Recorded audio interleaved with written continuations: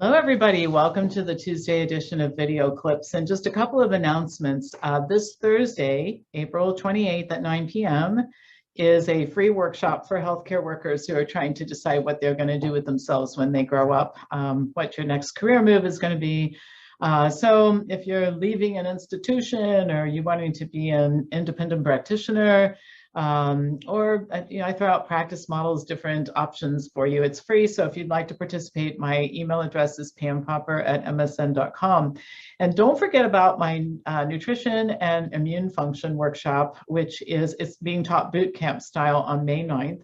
I'm going to talk about diet and lifestyle habits, and we're going to start with basics about how your immune system functions, which most people don't really know much about. And then from there, get into the various diet and lifestyle factors, supplements that do and don't work, that sort of thing for immune function, building your immune system. So interested in any of that, contact me at pampopper@msn.com. So today I want to talk about aspirin.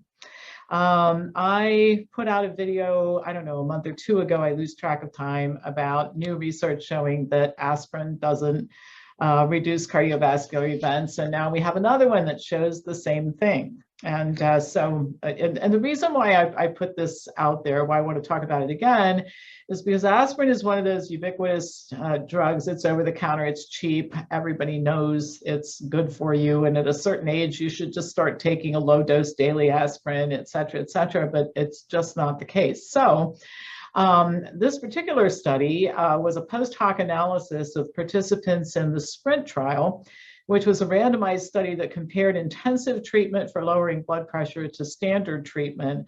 And what they were measuring was prevention of a first cardiovascular event and death. And I'm going to come back to the SPRINT trial because I'll tie this all together in the end about what this SPRINT trial showed. But the new analysis sought first to determine if adding aspirin to the standard blood pressure treatment group decreased the risk of events or improved survival. So this part of the study included 2,664 adults, half given aspirin, half did not take aspirin.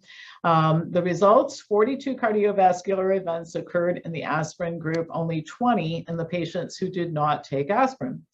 The findings were consistent in subgroup analysis of younger subjects, patients taking statins, and both current and former smokers. So the bottom line, clearly, those patients not taking aspirin were significantly better off than those who took it, less than half the number of events, regardless of some of their other risk factors. The researchers also looked at individuals randomized to standard care or intensive care to see how aspirin performed there, and the results were very similar. Primary outcome rates for aspirin use versus non-use were better for those not taking aspirin in both groups.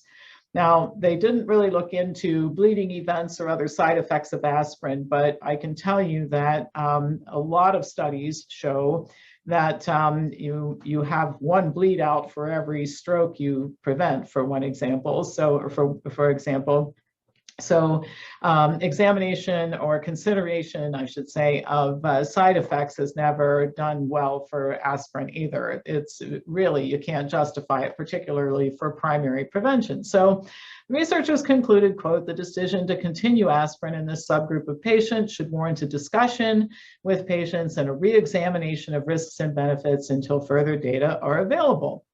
Now, it's highly unlikely that this discussion will happen. Visits with doctors are short. Everyone knows that daily aspirin is a good idea for heart patients or for people who are at risk of becoming cardiovascular patients. And Bayer is going to keep running those obnoxious ads on TV with heart attack patients begging people to listen to their doctors and start taking that daily aspirin. But there's another problem too, and it has to do with the SPRINT trial and what it really showed. And this really goes to the problem in medicine that we have in terms of how we don't follow evidence, right? So the SPRINT trial was funded by the National Institutes of Health.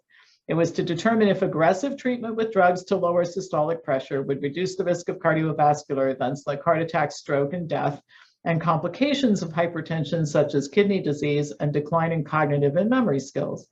Now, it was stopped early, and it was referred to in numerous articles right after it was stopped as a landmark study, and it had to be stopped early because the benefits were so great. And so here is how the press releases were worded in the beginning. Medicating patients to systolic blood pressure of 120 instead of 140, which was the previous target, reduced the risk of heart attack and stroke by almost a third and the risk of death by almost 25%. One cardiologist at the University of Mississippi Medical Center said, and this is a quote, "This is likely the most important blood pressure study in the last 40 years. It's one that should and will change the practice of treating high blood pressure around the world." Well, I said at the time, you just wait until the data are published, and what we're going to find is that the data was reported in relative rather than absolute terms. All right, so if you're not familiar with that term, 1 is 50% of 2, or it's also 1 less than 2, and it's a whole lot sexier to call it 50% lower, right? So when the data were finally published, here's what it said. Incidence of events dropped from 6.8% to 5.2% over a 3.2-year period, an actual risk reduction of 1.6%. That's the first thing.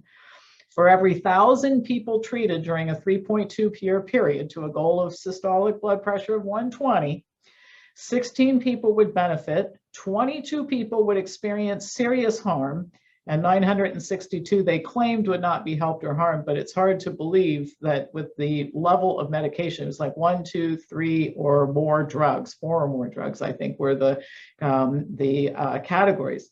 Now listen to some of the harms. Hypotension, which can cause you to drive your car into a tree or pass out on the floor.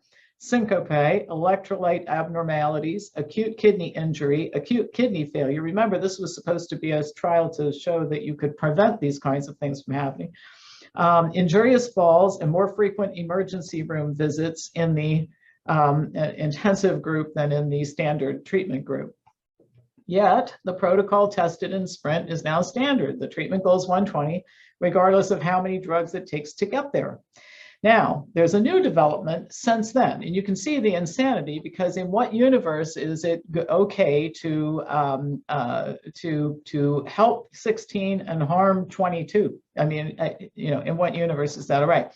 But there's a new development. According to the National Institutes of Health, normal blood pressure for most adults is defined as a systolic pressure of less than 120 and a diastolic pressure of less than 80. In other words, 20 over 80 used to be normal. Now we're basically saying we want to go lower than that. So 120 over 80, the old normal, is now the new pre-hypertension. And we're telling people they need to hit 110 over 70 in many cases. How this looks from our perspective is that in the last few years, we've seen more and more and more people coming in here who are taking many drugs for hypertension. Not just 1, not just 2, sometimes 3 and 4. And they have side effects and they're exhausted and they feel like crap. And as you might, taking multiple drugs, and those are sometimes not the only drugs that they're taking other drugs for other conditions too. This is ludicrous.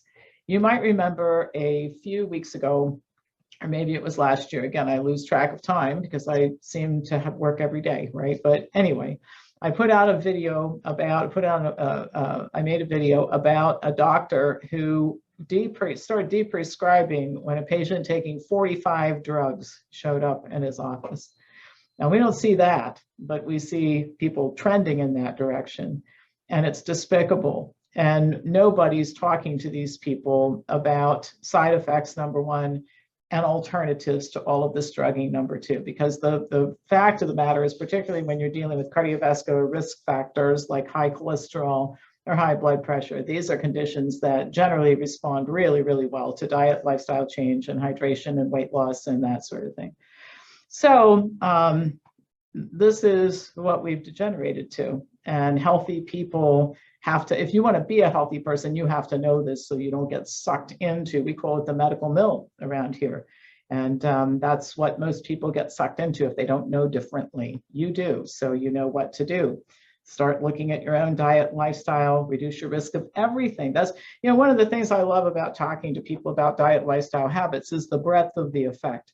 Drugs are very targeted to specific biomarkers and conditions, whereas when you improve your diet, when you lose weight, when you drink more water, when you exercise more, you reduce your risk of most bad things happening, not just heart attacks, all right?